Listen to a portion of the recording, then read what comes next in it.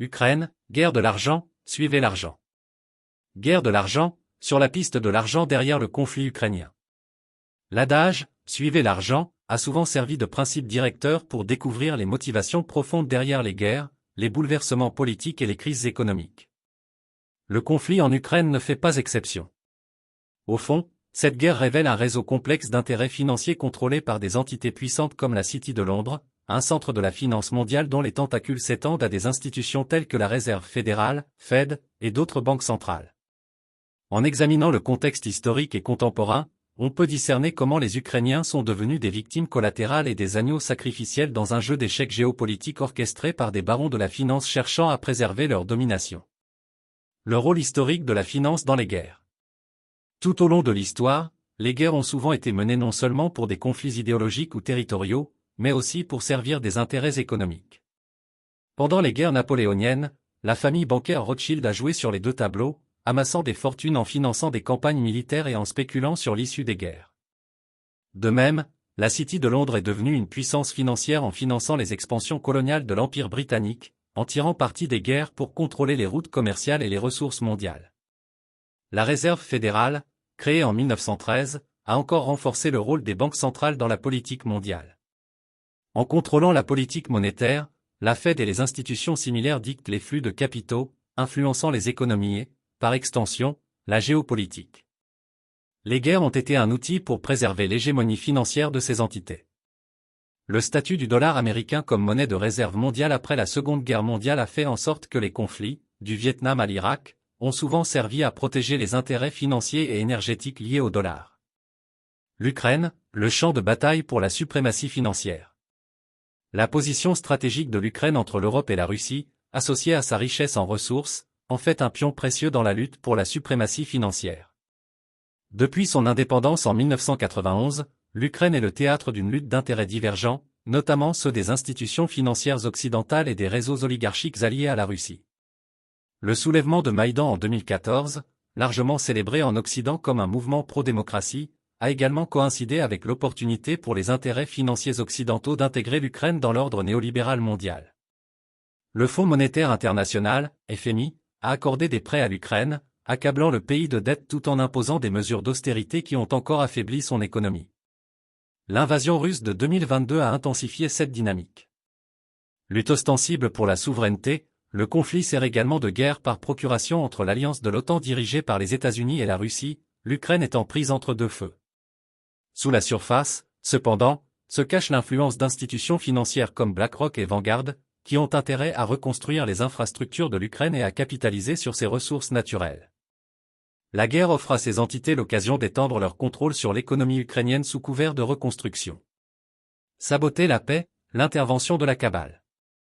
En mars 2022, Istanbul a accueilli des pourparlers de paix entre les délégations russes et ukrainiennes, suscitant l'espoir d'une résolution rapide du conflit. Des rapports suggèrent que les discussions avaient progressé au point d'aboutir à un accord provisoire, les deux parties se montrant prêtes à faire des compromis.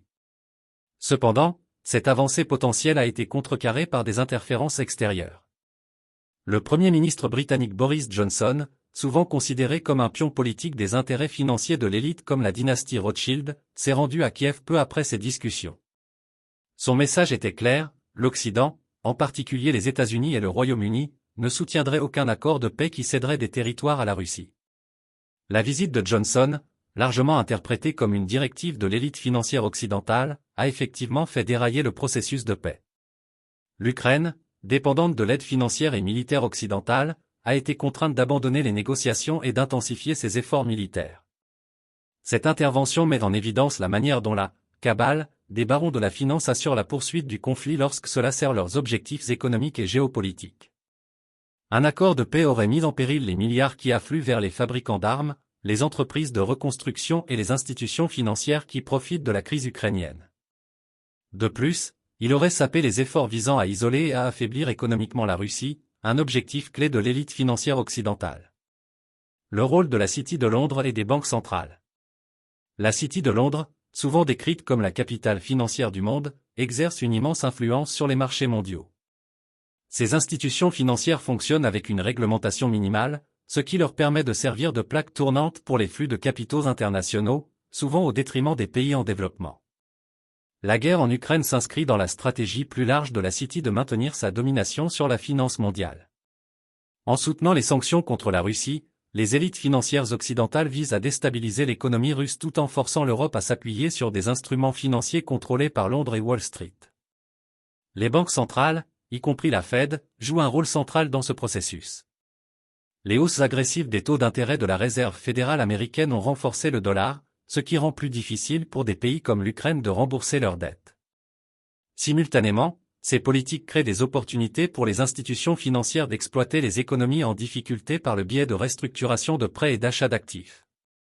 Victime collatérale, le coût humain. Au cœur de ce jeu d'échecs financiers, le peuple ukrainien subit le plus gros des conséquences. Des millions de personnes ont été déplacées, des villes détruites et des vies perdues, tout cela pendant que les élites financières sont sur le point de tirer profit du chaos. La guerre a transformé l'Ukraine en terrain d'essai pour les armes, en marché pour les contrats de reconstruction et en pion dans la lutte géopolitique pour la domination financière. Conclusion, les agneaux sacrificiels de la finance mondiale. Le conflit en Ukraine souligne la relation séculaire entre guerre et finance. Les Ukrainiens sont devenus des agneaux sacrificiels dans une lutte plus vaste menée par des barons de la finance qui privilégient les profits aux vies humaines. Le sabotage délibéré des pourparlers de paix à Istanbul par Boris Johnson, agissant sous l'influence des élites financières, illustre la manière dont ces forces perpétuent le conflit à leur profit.